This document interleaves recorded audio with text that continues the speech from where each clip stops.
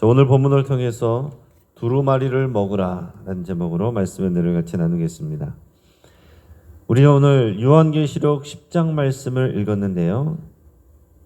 이 요한계시록 10장과 11장은 이 요한계시록 전체 구조 안에서 사파에 해당합니다.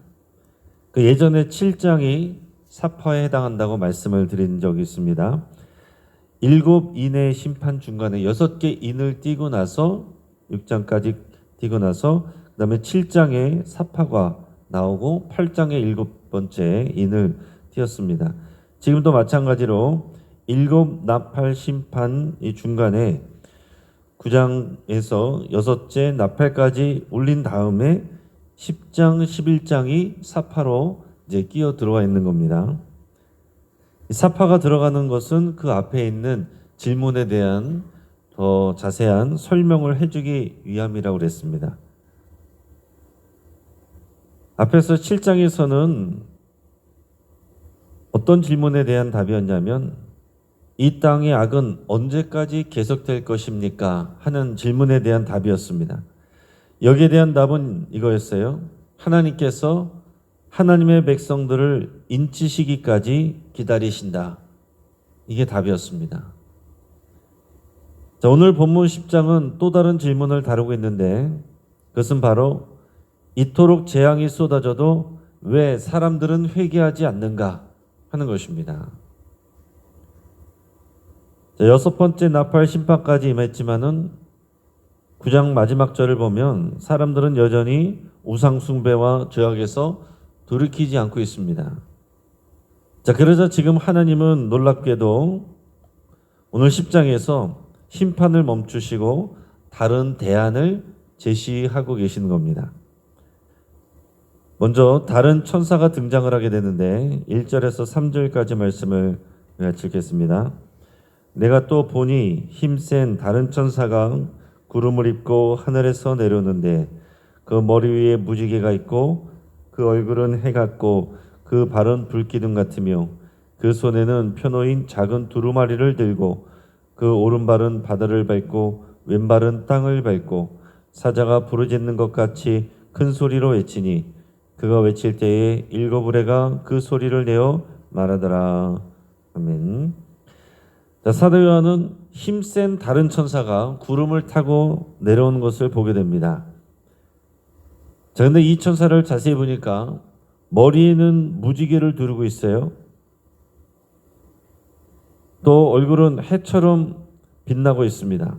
또 발은 불기둥 같다라고 그랬습니다. 그리고 그의 음성은 사자의 표효처럼 우렁차다 그랬고 손에는 펴져 있는 작은 두루마리가 들려있다라고 그랬습니다. 자, 여러분 이 천사가 누구겠습니까? 많은 학자들은 이 천사를 예수 그리스도라고 해석합니다. 우리가 그냥 봐도 예수 그리스도 같지요. 구름을 타고 오시는 분이시고 머리에는 하나님의 약속인 무지개가 둘러싸여 있고 또 해처럼 빛나는 얼굴과 불기둥 같은 발, 이런 이미지들은 이미 구약 성경에서 또 하나님이 보내시는 메시아를 묘사할 때 사용되던 그런 표현들이에요. 다니엘서나 출애굽기 또 요한계시록 1장에 보면 이런 표현들이 나옵니다. 예수 그리스도를 표현하는 내용들이에요. 또 예수님이 유다의 사자라고 하는데 이런 사자의 포효 소리로 말씀하신다. 또 그랬습니다. 그리고 결정적으로는 그의 손에 들린 두루마리, 그의 손에 두루마리가 들려있다라고 그랬는데 5장에서 보면 예수 그리스도께서 어린 양으로서 그 두루마리를 하나님께로부터 보좌에 앉으신 하나님께로부터 받았다라는 그런 말씀이 있습니다. 바로 하나님의 뜻과 구원의 계획이 담겨있는 그런 두루마리, 그 두루마리를 손에 들고 구름을 타고 내려오시는 겁니다.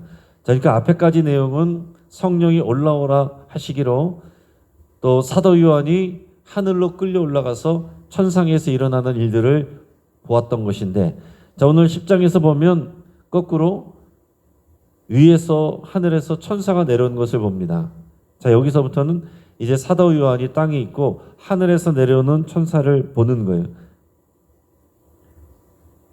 그리고 중요한 것은 이제 20장에서 예수 그리스도께서 내려오셔서 말씀을 하신다 하는 얘기입니다. 자, 그런데 4절에서 놀라운 일이 벌어져요. 4절 말씀을 우리가 읽겠습니다. 일곱 우레가 말을 할 때에 내가 기록하려고 하다가 곧 들으니 하늘에서 소리가 나서 말하기를 일곱 우레가 말한 것을 임봉하고 기록하지 말라 하더라. 아멘. 자, 일곱 우레가 외친다. 그 예수님께서 말씀하신다는 표현이에요. 자, 그것을 기록하려고 요한이 적으려고 했습니다. 예수님께서 큰 소리로 외치시는 것을 이제 사도 요한이 받아 적으려고 그랬더니 하늘에서 음성이 났는데 뭐라고 말씀하시냐면 기록하지 말고 봉인하라. 이런 음성이 들려오는 거예요. 기록하지 말고 봉인하라. 이런 왜 그러겠습니까? 자, 이것은 원래 예정됐던 심판이 유보되었다. 그런 뜻입니다. 즉 하나님께서는 지금 여전히 회개하지 않는 인류를 포기하지 아니하시고 또 한 번의 기회를 주시려고 하는 것입니다. 자, 5절에서 7절까지 말씀을 이어서 읽겠습니다. 내가 본 바 바다와 땅을 밟고 서 있는 천사가 하늘을 향하여 오른손을 들고 세세토록 살아계신 이 곧 하늘과 그 가운데 있는 물건이며 땅과 그 가운데 있는 물건이며 바다와 그 가운데 있는 물건을 창조하신 이를 가리켜 맹세하여 이르되 지체하지 아니하리니 일곱째 천사가 소리내는 날 그의 나팔을 불려고 할 때에 하나님이 그의 종 선지자들에게 전하신 복음과 같이 하나님의 그 비밀이 이루어지리라 하더라. 아멘. 자, 그리스도 예수님이 하늘을 향해서 손을 들고 맹세를 하십니다. 뭐라고 말씀하십니까? 지체하지 아니하리라. 지체하지 아니하리라. 자, 앞에서는 주님이 말씀하신 것을 임봉하라 그랬습니다. 근데 여기서는 지체하지 않으리라 그랬습니다. 하나님의 이 구속사, 하나님이 하나님의 백성들을 구원하시는 이 역사가 멈추지 않고 또 하나님의 이 일들이 지체되지 않는다. 그런 말씀이에요. 다만 지금은 회개의 기회를 주기 위해서 하나님께서 예수님을 통해서 다른 제안을 제시하는 겁니다. 자, 심판을 잠깐 유보하시고 다른 대안을 제시하는데 회개하지 않는 사람들에 대한 다른 대안이 무엇이냐? 복음을 전파하는 거예요. 복음을 전파하는 것이 우리 주님의 새로운 대안입니다. 7절의 마지막에서처럼 선지자들에게 전하신 복음처럼 하나님의 그 비밀이 이루어지리라. 그 복음을 전하게 하시겠다는 거예요. 여러분, 결국 사람을 살게 하는 것은 복음을 듣게 하는 것입니다. 어떻게 하든지 사람들이 복음을 듣게 해야 되고 복음을 듣고 그 사람이 스스로 회개를 해야 구원의 역사가 일어납니다. 우리가 할 일은 사람을 변화시키는 게 아니에요. 복음에 노출되게 하는 거죠. 그리고 우리 삶을 통해 복음을 보게 하는 것입니다. 사람을 변화시키는 것은 우리가 할 수 있는 일이 아니에요. 본인이 마음을 열고 회개를 해야 되고 또 성령이 역사를 하셔야 이 구원의 역사가 일어나는 것입니다. 그러니까 여러분, 이런 앞에서 심판들이 또 재앙들이 일어났는데도 많은 사람들이 우상숭배와 죄악에서 떠나지 않고 회개하지 않는 사람들이 많이 있습니다. 그러나 우리가 예수님을 믿고 회개하고 이 자리에 나와서 말씀을 듣고 있는 것, 여러분 놀라운 기적이에요. 우리가 이 자리에 앉아 있는 것이 기적인 것입니다. 하나님이 살아계신 증거입니다. 이어서 이제 이 예수님이 사도 요한에게 또 말씀을 주세요. 8절에서 11절까지 말씀을 같이 읽겠습니다. 하늘에서 나서 내게 들리던 음성이 또 내게 말하여 이르되 네가 가서 바다와 땅을 밟고 서 있는 천사의 손에 펴놓인 두루마리를 가지라 하기로 내가 천사에게 나아가 작은 두루마리를 달라 한즉 천사가 이르되 갖다 먹어버리라. 내 배에는 쓰나 내 입에는 꿀같이 달리라 하거늘 내가 천사의 손에서 작은 두루마리를 갖다 먹어버리니 내 입에는 꿀같이 다나 먹은 후에 내 배에서는 쓰게 되더라. 그가 내게 말하기를 내가 많은 백성과 나라와 방언과 임금에게 다시 예언하여야 하리라 하더라. 아멘. 자, 여러분, 이 부분은 요한계시록 10장의 핵심적인 그런 말씀이에요. 자, 이제 하늘에서 음성이 났는데 사도 요한에게 무슨 말씀을 하시냐면 이 천사에게서 이 두루마리를 받아서 먹어라, 이런 명령이 내려옵니다. 그래서 천사에게 가서 그 두루마리를 달라고 그랬습니다. 그랬더니 천사가 말씀하는데, 이 천사는 예수님이라고 그랬죠. 예수님 말씀하시기를 너의 입에는 꿀같이 달지만 너의 배에는 쓸 것이다, 이렇게 하고 그 두루마리를 전달합니다. 자, 그러니까 이 두루마리, 하늘에 보좌에 앉아 계신 하나님께로부터 이 마지막 때에 일어날 하나님의 뜻이 담겨있는 이 두루마리를 어린 양 예수 그리스도가 받으셨어요. 근데 10장에서는 어린 양 예수 그리스도가 힘센 다른 천사의 모습으로 땅과 바다를 함께 밟고 있는 온 세상을 주관하고 계신 그런 역사의 주인으로 내려오셔서 그 말씀을 지금 누구에게 준다고요? 사도 요한에게 주시는 겁니다. 그러면서 이것을 먹어라 그랬습니다. 자, 에스겔서 3장에도 보면 비슷한 장면이 나옵니다. 에스겔 역시 하나님의 말씀을 먹고 그 백성들에게 전하는 사명을 받는 장면이 나옵니다. 자, 그런데 사도 요한이 받은 말씀은 주님이 말씀하시기를 너희 입에는 달지만 배에는 쓰다, 이렇게 말씀하셨어요. 여러분, 왜 그럴까요? 주의 말씀은 꿀처럼, 송이꿀처럼 그냥 달기만 하는 것 아닙니까? 근데 그 말씀 입에는 달았는데 배에 가서 쓰다라고 그랬습니다. 여러분, 입에 달다라는 것은 그 말씀을 먹을 때 그 말씀의 진리와 복음의 은혜가 우리에게 기쁨과 감격을, 또 은혜를 준다는 그런 뜻입니다. 우리 주의 말씀을 먹을 때 믿음 있는 사람들은 우리의 힘을 얻게 되고 기쁨을 얻게 되고 소망을 얻게 되고 하는 것이죠. 그러나 그 말씀이 우리 안에 들어가서 배에 쓰다라고 하는 것은 이제 그 말씀을 실천할 때, 또 그 말씀을 전할 때 겪게 되는 고난이 있다라는 것입니다. 사람들에게 거절을 받아요. 핍박을 받습니다. 그리고 그 말씀이 담고 있는 심판의 경고가 이것을 전하고 또 묵상하는데 참 우리 마음이 아파진다라는 것입니다. 자, 우리가 하나님의 말씀을 받고 주의 말씀 안에서 우리는 잘 먹고 잘 지내고 형통하고 아프지 않고 죽기를 원하는 것이 대부분의 사람들의 생각이고, 우리 자녀가 잘 되고 우리 하는 일들이 잘 되고, 그러나 주님이 주신 두루마리에는 이 땅이 영원히 그렇게 발전한 것이 아니라 인간의 죄로 인해서 하나님의 심판이 임한다는 그런 무서운 하나님의 계획이 들어있는 것입니다. 그리고 그 말씀을 전해야 되는데 그 말씀을 전할 때 사람들이 기뻐하는 게 아니에요. 사람들이 싫어합니다. 거절합니다. 오히려 말씀을 전한 자들을 핍박합니다. 그것이 기독교 역사였습니다. 주의 말씀을 전하는 사람들이, 많은 사람들이 핍박을 받고 또 생명까지 잃었습니다. 우리나라에 들어온 많은 선교사님들도 이 땅에서 핍박받고 죽은 사람들이 많습니다. 저 양화대교 옆에 가면은 절두산 선교송지 거기에는 이제 가톨릭 선교사들이 와서 이 한강변에서, 그 옆에 한강변에서 목이 잘려 죽은 많은 사람들의 묘가 있고, 그 옆에 양화진에는 선교사 묘역이 있습니다. 이 땅에 와서 복음을 전하다가, 정말 생전 알지 못하던 작은 나라에 와서 복음을 전하다가 또 죽은 많은 사람들이 있고요. 여러분, 반드시 가서 또 그 양화진의 선교 묘역을 꼭 가보시길 바랍니다. 거기에 있는 묘지의 그 비석들을 보다 보면 태어난 지 얼마 안 되는 갓난 아기들도 있습니다.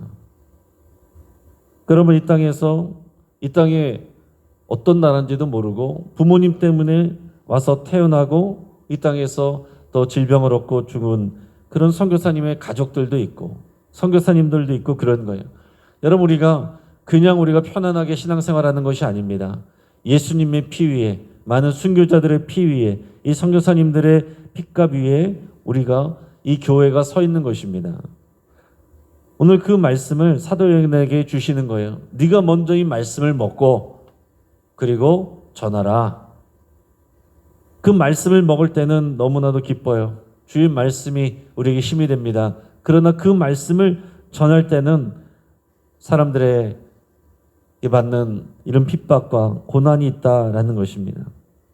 자, 예를 들어서 한 선교사님이 오랜 기간 동안 복음을 전했는데 아무도 회개하지 않았습니다. 오히려 핍박당하고 박해만 당했습니다.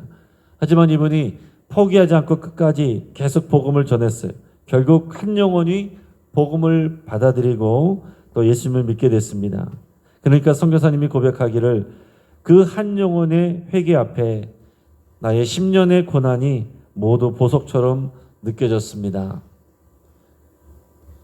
여러분, 복음을 전하는 것 귀한 일이고 당연한 일이고 우리의 사명이지만 쉬운 일이 아니다라는 사실은 우리가 생각을 해야 되는 것입니다. 그러니까 복음을 당연히 전해야 되고, 그러나 복음을 전하다가 어려움을 당할 때 실망하면 안 돼요. 우리가 주님의 고난에, 주님의 사역에 동참하고 있다는 것을 여러분 기뻐하셔야 됩니다. 그러니까 예수님 믿고 주의 말씀 듣고 내가 필요한 은혜만을 받으면서 그렇게 살다가 죽겠다. 그건 주님의 뜻이 아닙니다. 주님의 말씀을 먹고 주님의 말씀을 전할 때 우리 배에 쓰리라. 말씀 때문에 이 쓰라림을 겪는 것이 여러분 주님의 또 그 구속 사역에 동참하는 것입니다. 예수님도 구원의 선물을 우리에게 주시기 위해서 수치와 모욕을 감당하셨죠. 십자가 죽음까지 받으셨습니다. 여러분, 우리가 생명을 낳는 일, 복음을 전하고 생명을 낳는 일도 마찬가지입니다. 엄마들이 고통스러운 해산의 과정을 견뎌내고 나서 귀한 생명을 선물로 받는 것처럼 복음을 전해서 생명을 살리는 일, 한 영혼을 구원하고 낳는 일은 어렵지만은 고통이 따르지만 갑지불이 필요하지만 그 일이 그만큼 귀하고 아름다운 일입니다. 자, 신천지 같은 경우에는 이 본문을 어떻게 왜곡하겠습니까? 이 두루마리를 먹는 것, 이것을 이 신천지 교리를 배우는 것으로 왜곡을 합니다. 그리고 자신들만이 이 두루마리를 해석할 수 있는 유일한 단체라고, 진정한 교회라고 주장을 합니다.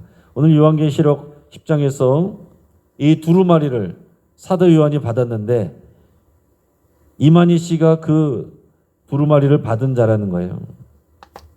자신에게 이 요한계시록의 두루마리를 주셨고 자신에게 주신 계시여서 자신이 해석하는 게 맞다는 거죠. 그러나 성경 어디에도 특정한 한 인간이 요한계시록의 완전한 해석자라는 내용은 없습니다. 오히려 이 요한계시록은요, 교회에게 주신 말씀이라고 그랬어요. 또 사도 요한이 받았다는 것도 사도 요한을 통해서 교회들에게 주시는 메시지이고 이 사명이 교회들에게 위임되는 것입니다. 모든 성도들이 말씀을 읽고 먹어야 되고 지켜야 될 말씀으로 받는 것입니다. 작은 두루마리는 오직 성경 말씀이고요. 이것을 먹는다는 것은 성령 안에서 그 말씀을 깊이 묵상하고 순종하며 살아내는 것을 말합니다. 그리고 교회는 마땅히 이 복음을 전하는, 또 전도하고 선교하는 그 사명이 우리에게 있는 것이고 저와 여러분들도 마찬가지예요. 그러니까 여러분, 우리는 교회 다니면서 전도도 좀 하고 선교도 좀 해야지, 그런 정도가 아닙니다. 하나님께서 우리에게 주신 사명은요, 우리 삶이 교회의 일뿐만이 아니라 여러분 교회 밖에서의 여러분의 가정과 여러분의 삶의 일터에서의 모든 일이 이 주님의 일을 감당하는 선교적 사역이란 것을 우리는 깨달아야 됩니다. 여러분, 말씀드리고 복음을 전하는 분들도 선교사지만 저 여러분들도 다 선교사예요. 가정의 선교사고 또 여러분 일터의 선교사고, 거리에서 만나는 모든 사람들이 우리의 삶을 보고 주님을 만날 수 있어야 돼요. 그래서 우리의 삶은 선교사적이어야 됩니다. 선교적이어야 됩니다. 그러니까 우리는 선교사의 마인드를 가지고 이 땅에서 살아가야 된다라는 것입니다. 그게 진짜로 우리에게 주신 선교적 사명을 감당하는 거예요.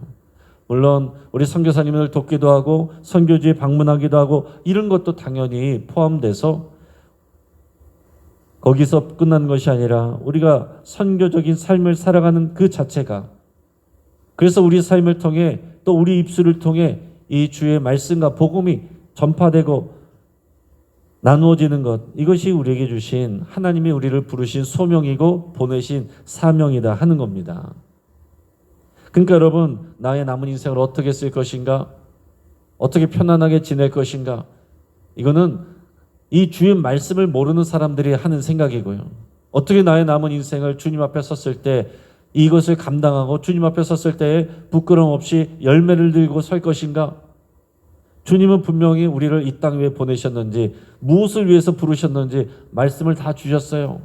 그러니까 여러분, 오늘 이 말씀을 듣고 잊어버리지 마시고 이 말씀을 먹으시길 바랍니다. 예수님도 계속 말씀하신 것은 잘 들어라 그렇게 말씀하신 것이 아니고, 내가 생명의 떡이고 내가 생명의 음료니 나를 먹으라, 나를 마시라 그랬습니다. 맛보는 게 아니고 먹는 거예요. 음식을 먹으면 어떻게 됩니까? 그게 내 살이 되고 피가 되죠. 내가 되는 거예요. 우리 주님이 말씀하신 건 그런 것입니다. 이거 말씀을 듣고 감동받았다, 도전받았다, 거기서 끝나는 게 아니라 그게 내 삶이 되라고 말씀하시는 거예요. 내 삶이 돼서 다른 사람들에게 전달이 되는 그 일을 주님이 교회인 저희에게, 우리에게 또 전달하신 겁니다. 자, 이제 이 복음의 고통이 값진 것이란 것을 기억하시고 각자 자신에게 되물어 보시기 바랍니다. 나는 하나님의 말씀을 정말로 먹고 있는가? 그 말씀을 통해서 내 삶이 정말로 달라지고 있는가? 나는 복음을 전하고 있는가? 아니면 침묵하고 있는가? 조지 필드는 이런 말을 했습니다. 복음을 들고 가는 발걸음은 때로 피곤하고 상처투성일 수 있다. 하지만 그 발걸음은 하나님께서 가장 아름답게 보시는 말이다. 오늘 하나님께서 우리에게 말씀하고 계신 겁니다. 네가 많은 민족과 나라와 방언과 임금에게 다시 예언하여야 하리라. 이 주의 말씀을 전하는 것입니다. 이 사명은 요한만의 것이 아니라 교회된 우리 모두의 사명입니다. 말씀을 읽고 듣고 먹고 그리고 다시 전할 수 있게 바랍니다. 말씀을 먹을 때 우리가 살아나고요. 말씀을 전할 때 세상이 살아납니다. 우리 입에는 달지만 배에는 쓴 생명이 이 말씀, 이 복음의 말씀을 오늘도 붙들고 승리하시기를 주의 이름으로 축복합니다. 같이 한번 기도하겠습니다. 오늘 말씀을 붙잡고 함께 기도할 때에 하나님의 말씀을 내가 매일 먹고 적용하여 실천하기로 여러분 결단할 수 있게 바랍니다. 듣고 잊어버리는 자가 되지 아니하고 주의 말씀을 듣고 지키는 자가 되기로 여러분 결단하시고 하나님의 말씀을 또한 전하기로 여러분 결단할 수 있게 바랍니다. 우리 입술로도 전하고 우리 말과 행동과 우리 삶으로도 전하기로 여러분 결단할 수 있게 바랍니다. 내가 당하는 모든 고난과 고통을 믿음으로 감당해서 하나님을 기쁘시게 하기로 여러분 결단할 수 있길 바랍니다.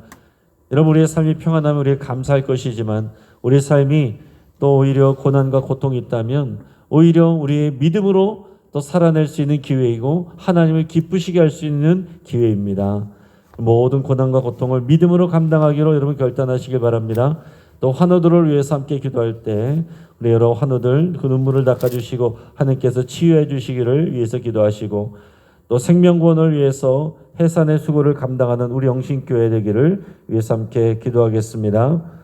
또한 오늘 방아삼동 100세 어르신 잔치가 있습니다. 우리 방아삼동 주민과 어르신들이 주의 은혜로 강건하고 영생을 얻기를 위해서 함께 기도하시고 이 지역과 또 교회가 잘 협력하는 이 일들이 더욱 힘이 있어지기를 위해서 함께 기도할 수 있길 바랍니다.